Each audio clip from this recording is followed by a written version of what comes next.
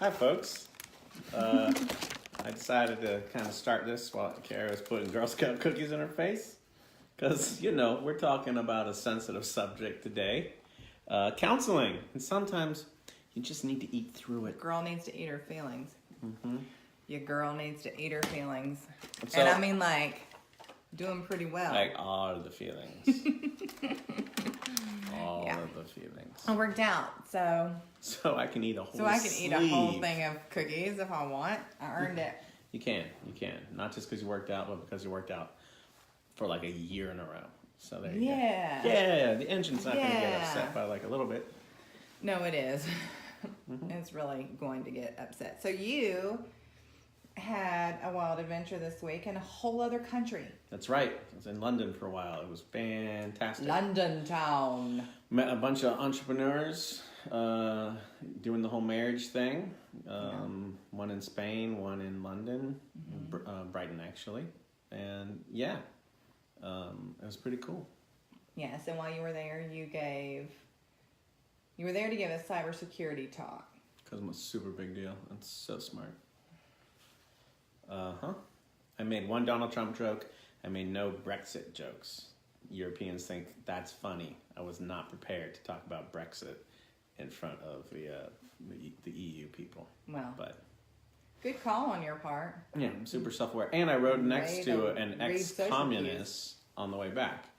So on Virgin Atlantic, I was able to hear all about how you couldn't just pick up and drive anywhere you wanted because you were rationed with petrol.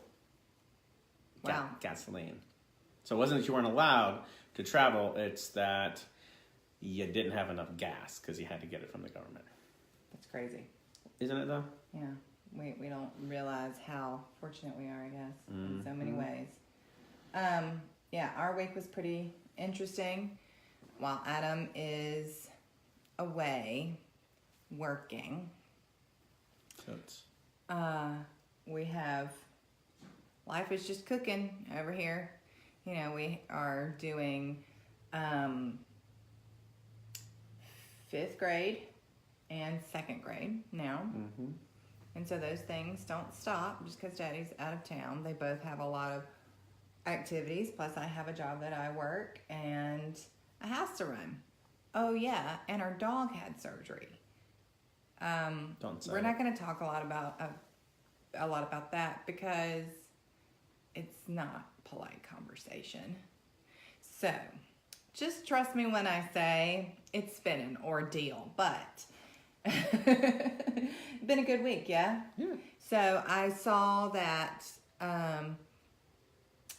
cool little video that you posted from London with your double-decker bus passing in the background. Right when I said London, you have no idea. So cool. How hard you had to orchestrate that whole thing, right? Well, I didn't talk to anybody, but I just timed the bus schedules and I made sure. I know how intentional you are about things like that. Super intentional. Yeah. Or super lucky. Well, I like that you were very open about our counseling stuff. I mean, I have been very open about it, but I think you have been maybe a little bit less so. Do you feel like you weren't always open to counseling? True. Not like my first marriage. I said no. We did no counseling, and then we ended the marriage. So there's that. So, hey, I don't know what ride you're doing, but if one of your guys is like, we should do counseling, that's him or her saying, you don't. Mayday. Yeah, that's right. You don't start working on this. We done. This is it. So, it's interesting having a counselor for a father. What goes through my head is I know all the things I need to do. No one should, what's the point of sitting there and having someone tell me? They can't tell you anything you don't already know. Right, but that's not the point. That's what you say about watching any documentary about nature. You're like, I know everything about volcanoes. I don't need to see it on National Geographic. Yeah, not anymore. You probably teach that crap. But the point is it's not about the knowledge.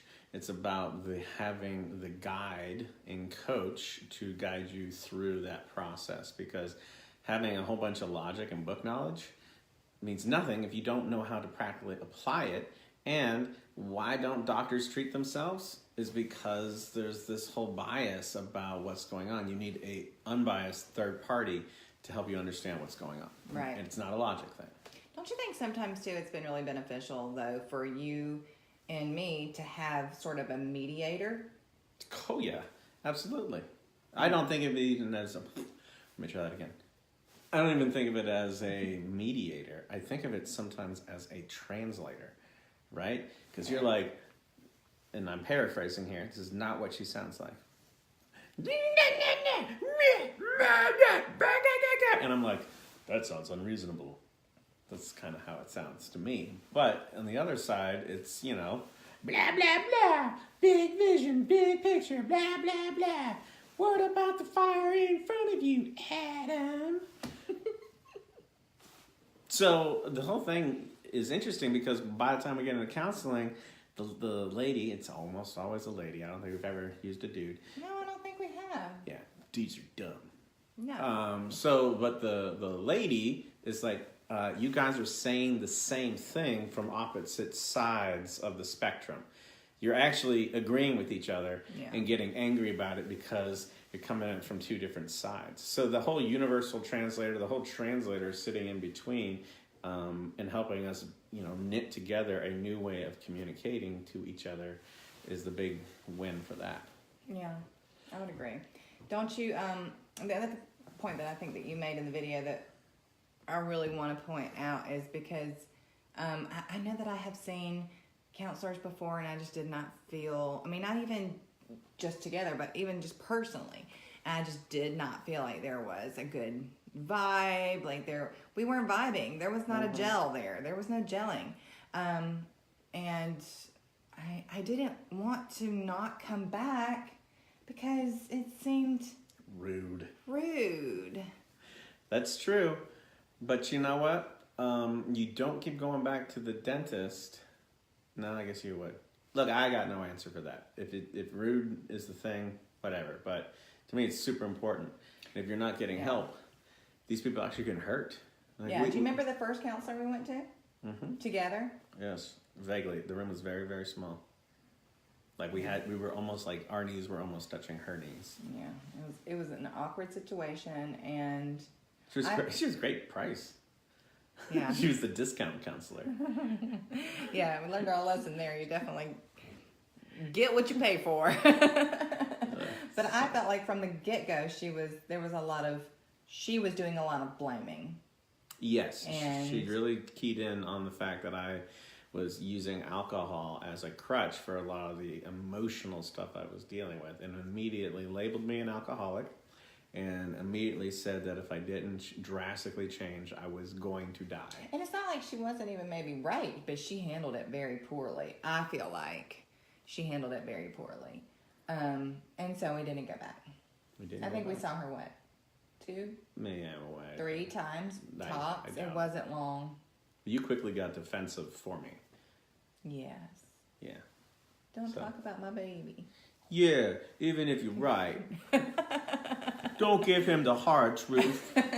No, be nice to him, not kind to him. We're not here for growth. But tell him I'm right. But tell him to do the dishes. Yeah. Let him have a drink as long as he's doing the dishes. Yeah. Yeah. There may have been, sorry, I still have coconut in my head. There may have been some denial on our part. Well, that's the thing, is that it's this process, right? It was, but we were so young, I don't think we knew. We didn't know. All we knew was that, like, the vibe wasn't there. Yeah. So what we did different the next time, so Carrie in her blog talked about we went 3 different times. And the second time, things were getting really bad. We knew we needed something. But we're blessed that there's always at least one of us working hard in the marriage. And at that point, I think that was me. And Carrie was like, I'm done. And I'm like, all right, we're going to go get counseling. But this time we're going for a specific reason. It's going to be a short-term thing. It's not a life sentence. We're going to build a new toolbox because we were using communication skills that we had when we had no children. Then we reproduced, and we had these little angels. Which, by the way, 90% of the stress in my marriage right now is because of my children. Yeah. Funny how that happens. Yeah. But, But yeah, that was it. We go in with an idea of help us build a new set of skills so that we can communicate better in this new reality. well, and I think too, the thing for me that I really had to come to terms with as we were trying out these different situations, what I really had to come to terms with is like, this is not supposed to be comfortable. Ooh. And it's not supposed to be. Like, you feel like it's going to go in and it's going to be a silver bullet. It's going to be sort of a one shot, one kill kind of thing. Oh, thank goodness, now we're saved. It's not that way. It's intense. And you don't always leave there happy. No, as a matter of fact. You might spend your hour actually working yourself up when maybe you guys had found sort of a pseudo-comfortable place to at least manage and survive for a while. But then you start dredging all this mess up off, the floor of the ocean that's been settled for a while. And all of this stuff comes up, and all of a sudden you're made to kind of... And I think the other part is there is a little bit of a mirror and some stuff maybe you don't want to see that you may have a part in. Sure. So there was. It's not supposed to be comfortable. It's not supposed to be comfortable, and you're not supposed to like it. It's not fun times. It's not sitting around singing Kumbaya. So I got 2 questions for you. Okay. The first one is, no, I'll just do one question. There was a point. I can handle 2. I know, but for continuity purposes, Okay. there was a point in time where you were talking about being overwhelmed in this, and you're like, time, no time, he won't help, blah, blah, blah. And the analogy and the metaphor that we were using, where you had like 28 balls that you were furiously juggling. And they were very fragile glass balls. Quick aside, there once was a man from Madras whose balls were made of spun glass. When they spun together, they played stormy weather and lightning shot out of his ass. And scene. So, you had a really hard time in that where you were like, I can't put any of these down. All of these are 100% important. If I put any of these down, the whole world comes to the end. Right. And I think we spent like 2 sessions where she kept saying, but what if you did? What if you did? But I can't. But what if you did? But I can't. But Right? What if? I'm like, I cannot. I don't even want to know. Yeah, so talk through all that because and then what was the punchline of how you decided that it was okay for you not to be 100% of all of those roles and all those responsibilities, to give yourself margin. So talk through that. Well, a lot of it was just me lowering the expectation, not just of my expectations of you, but my expectations of myself, of the roles that I had sort of created for you and for me. Even of my kids, like they're a certain age, I expect them to be able to do this by a certain age. And if they're not, then I'm somehow to blame. And I was carrying a lot of stuff that wasn't really mine to carry. But I didn't know that at the time. So by her just really, really pushing to see what it would look like if I changed my scope a little bit, we were able to sort of turn that around some. So you said a couple of things I want to jump on. You used the word expectations. And in our workshop, which you will be lucky to participate in one day, I'm sure, we state that unspoken and uncommunicated expectations, where she has expectations on the relationship, on the world, on all these things, and I have my own set, and we never communicate about them, means that 100% of the time that person will not live up to your expectations. You will be disappointed. 100% of the time. And so when she says lower expectations... And I don't mean lower as in like lower, like you don't have to be as good as I think you should be. That's not what I mean. I mean change it and communicate it. I mean make it realistic. Clarification. Clarify and make it a doable thing. I think for me, I had kind of spun up. Like my parents are divorced. You know. Tell me more. You really? know this. They're divorced. Fascinating. But yours are not. And so it kind of made this sort of I didn't really I also know that. what it looked like for people to be married. I really didn't. And I know that sounds kind of silly, but I really kind of just made up what I thought it should look like based on some other external Movies. yeah. I mean, I hate to say that. It seems kind of silly, but I didn't know what I was looking for. I didn't know exactly what a partnership looked like. And so I sort of made this ivory tower that wasn't attainable. It wasn't realistic, and it wasn't him. I had to kind of reframe the expectations based on what I had. Oh.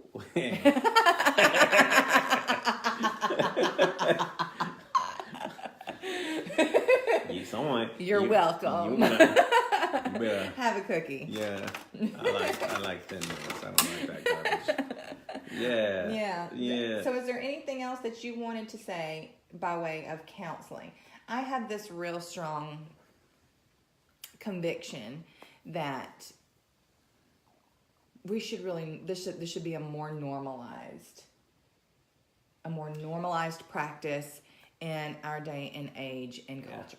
I really do. So the thing I would say is be wary of going to counseling in an angry state. Go when you need to go. But like when things are going good and you see something coming up, like a new change in life or like, so for example, we sold our company and that should have been a time we got into counseling. We did not.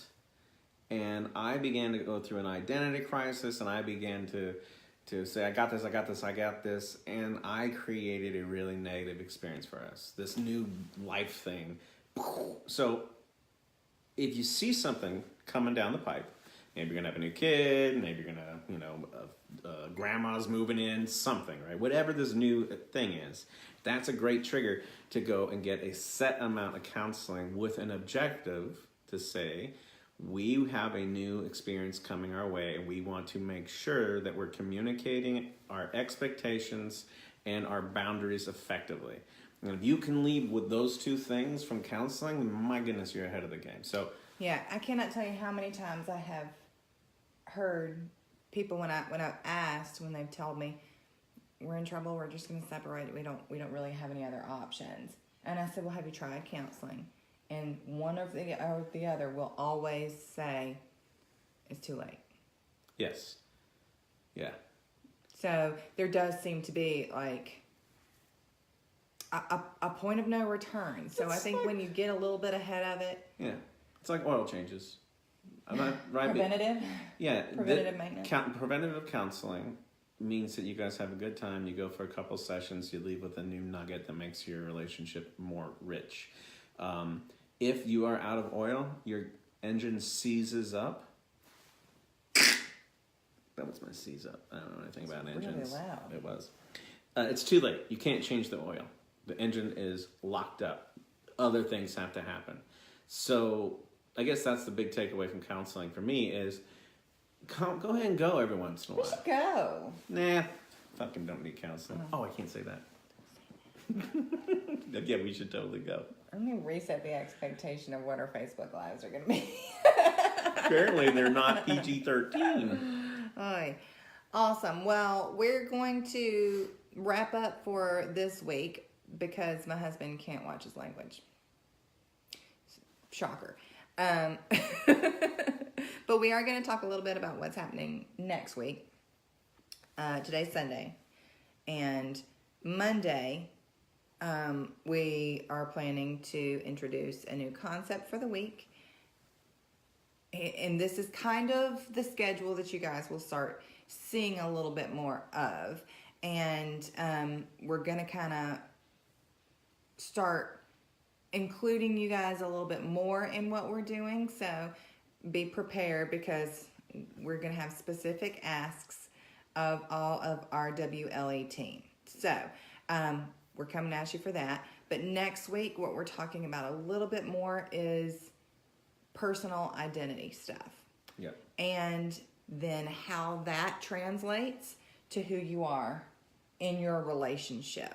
And Adam's been working with a guy and reading some books by him.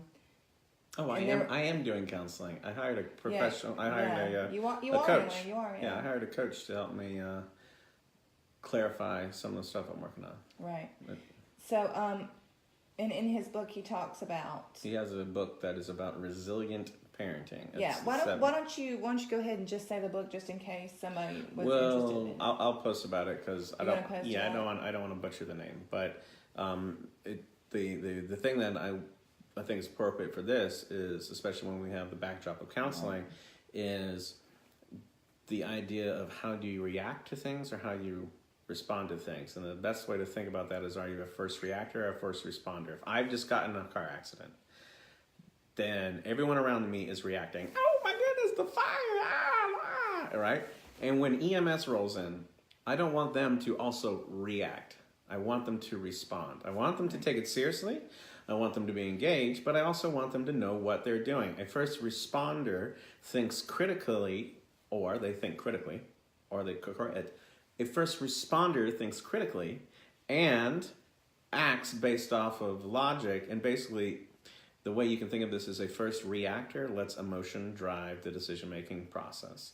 The first responder lets emotion have a voice, but overrides it with the other parts of the brain, the body, and the logic, right? So in order to arrive at first responder in the middle of a crisis versus first reactor means you have to be intentional and you have to have critical thinking and you have to understand who you are in those moments. So we're going to be diving a little bit into that. Awesome. Is there anything else that you want to add about the personal invitation for these guys before we let them go? Coming down the pipe, we are really going to start taking this thing seriously in March, and so we're going to be reaching out to you guys with personal invitations to begin to really get traction on this, and we're going to try to get the community to build up a little bit more. Right. And right now, Carrie and I are kind of going through the motions and practicing. Yeah. That's why the quality's not that good, because you're not that important. That's not true. You're super important, and we so need your help. This is new to everyone, and here on the Genesis, we're super excited to be able to have such a great. Sorry, I don't know how to turn the volume off on this thing, so it's gonna ding. But we're super excited to have such a great group of folks, and we're very fortunate to personally know you and to have you as our friends. And we don't know exactly what all of this is going to look like. We're asking you guys to be a really integral part in helping us mold and shape this thing sort of as we go. Because right now, we don't want this to all be about us. We want to know what families like us need. That's the big ask. We want to know what you guys want to talk about. We want to know what families like this struggle with. Is it kid stuff? Is it taxes? Is it trying to find time together? So, as we go forward, we are really, really counting on you as our founding team to kind of help us mold and shape this monster. Yeah. Solid. You're wicked hot when you are succinct with what you say. So, I know you're holding your breath for this post tomorrow to come out so we can start talking a little bit more about identity and our own personal identity statements and what we bring to our relationships. So be looking out for that. If there's anything that you want to talk about specifically, reach out in the group or let Adam or me know, and we will see what we can come up with. Otherwise, just kind of stay tuned for the rest of the week and see what we're doing. We've got some exciting stuff coming. Yeah, keep happy hour in March open. Yes. All of March. Every day. Bye, guys. Thanks, guys.